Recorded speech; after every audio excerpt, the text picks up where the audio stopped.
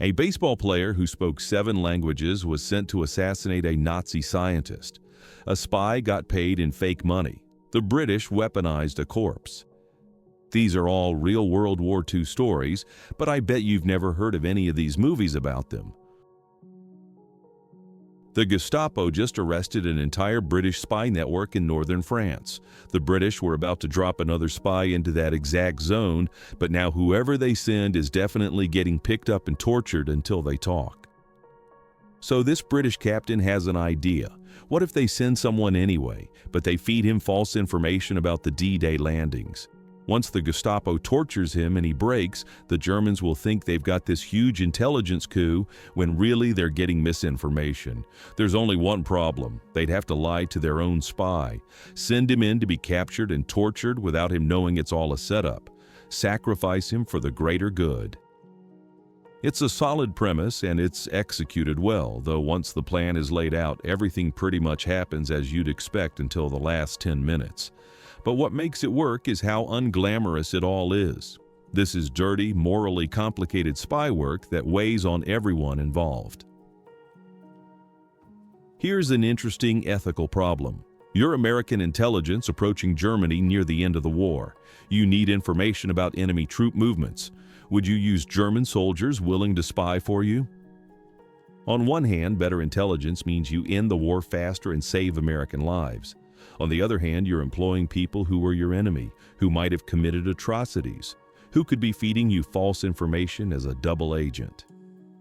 Decision Before Dawn tackles that question. American intelligence hears that a German general wants to surrender his troops, so they send 2 German agents behind enemy lines to meet him and scout for a powerful Panzer division in the area. Most of the film follows this German agent played by Oskar Werner as he moves from town to town looking for intelligence. And the production here is legitimately impressive. They filmed on location, the art direction is excellent, you really feel what it was like to be behind enemy lines while Germany was being bombed. It's a shame the mission unfolds at this leisurely pace that kills the momentum. Terrence Young had just finished directing the first 3 James Bond films. So in 1966, he decides to make another spy film. This one set during World War II and based on a real guy named Eddie Chapman. Chapman's story is genuinely wild. He was a British bank robber who got arrested and thrown in prison on the island of Jersey. Then the Germans invaded the island during the war and Chapman sees an opportunity. He offers to spy for the Germans against Britain. They take him up on it. But then Chapman gets caught by the British and offers to work for them too, as a double agent feeding false information back to the Germans. The British gave him the codename Zigzag because he kept switching sides and playing everybody. Christopher Plummer plays him with this Bond-level suaveness. Charming, confident, always one step ahead. For almost 30 years after World War II, Hollywood basically stopped making big espionage films set during the war. Then in 1992, they adapted a novel called Shining Through and turned it into this prestige romance drama. They were clearly aiming for Oscars. They cast Michael Douglas fresh off Basic Instinct. And they cast Melanie Griffith, which turned out to be a catastrophic decision. Douglas plays a colonel and spy master. Griffith plays his secretary who turns out to be smart and plucky and perfect for a dangerous mission in Berlin. Except once she actually gets to Berlin, she can't do anything right. She claims she's a good cook and knows Berlin. She doesn't. She can't handle a basic message exchange. She can't cook her way into a key household like she said she could. She's constantly confused and overwhelmed. The movie has plot twists, it's got good production values, but none of it clicks.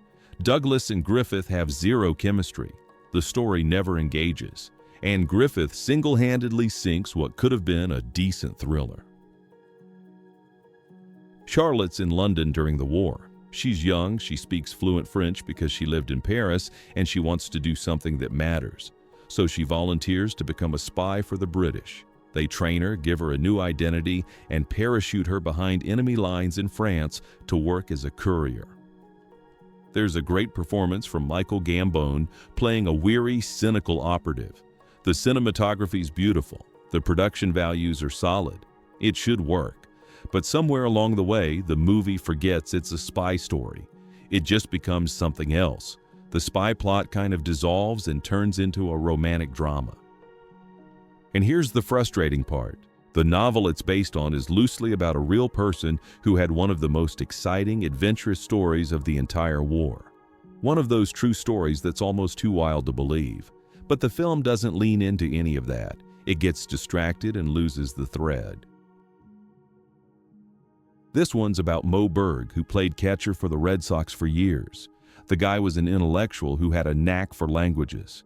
He spoke 7 of them fluently. After the war started, Berg got recruited by the newly formed OSS and ended up connected to this real operation called Operation Alsos. The mission was to figure out if Germany was developing a nuclear bomb, and if they were, how close they were to finishing it. So Berg and a team of scientists and army guys basically became detectives, tracking down German scientists and questioning them.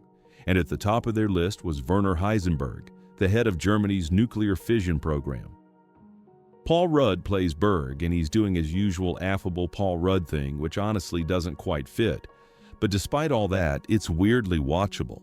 They just move from one historical figure to another, tell this straightforward true story, and it works well enough. France has fallen to Hitler. Britain's standing alone against the Nazis, and their early spy operations in France have been disasters. So the British decide to recruit female spies. The movie follows Vera Atkins, who's high-ranking in the Special Operations Executive, as she recruits and trains these women. The main character is Virginia Hall, an American who lost the lower half of her leg and now has a wooden prosthetic. She wants to matter in the war effort, so she becomes a spy.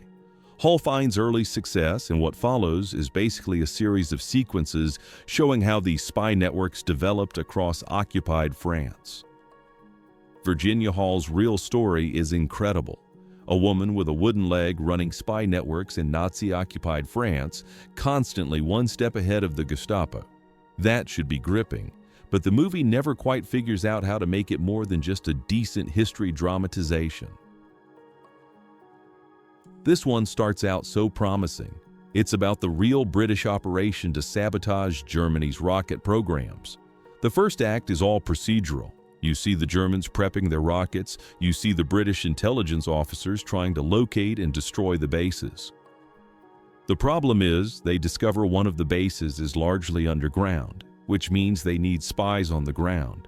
So they draft 3 guys, including George Peppard, parachute them behind enemy lines, and send them to infiltrate this German facility.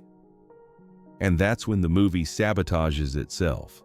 The third act tries to go full James Bond when the rest of the film was trying to be grounded and realistic. It's frustrating because you can see what it could have been. This one's based on a real operation called Operation Mincemeat. The Allies wanted to convince the Germans that their invasion of southern Europe would hit Greece instead of Sicily. Eventually, they come up with an idea. What if they took a dead body, dressed it up to look like an important military assistant, planted fake documents on it indicating an invasion of Greece, and let it wash ashore where the Germans would find it? Once they actually launch the body and it washes ashore, the movie becomes a cat and mouse game. The Germans are trying to verify the dead man's identity and authenticate the documents, while the British are scrambling to make sure everything checks out if the Germans start digging. A lot of that final act is fictionalized, but it works as a perfect dramatization of what was already a genuinely fascinating real operation. This is the one nobody knows about, and it might be the best spy film of the entire era. It's set in Turkey, 1943 to 1944. Turkey's neutral in the war. One night, a valet who works for the British ambassador shows up at the home of a German foreign officer and offers to sell photographs of top-secret documents that cross the ambassador's desk. The Germans are immediately torn. On one hand, this could be incredible intelligence. On the other hand, what if he's a British double agent and this is all a setup? They start calling him Cicero because of how sophisticated and high-class he seems. This whole thing is based on the real Cicero affair, and even today, intelligence historians can't agree on whether Cicero was genuine or if he was actually working for the British the whole time. The film leans into that ambiguity perfectly. And then there's the payoff. Cicero gets paid in British pounds, thousands of them. Except they're all counterfeit, part of a different secret German operation. So this spy thinks he's pulled off the perfect score, he's sitting down to enjoy his victory, and it all falls out from under him when he realizes the money's worthless. This came out 11 years before the first Bond film, and thank God it's not trying to be action-oriented or broad. This is real spycraft, selling information, managing contacts, not getting caught. It's probably the most educational film about what actual World War II espionage looked like.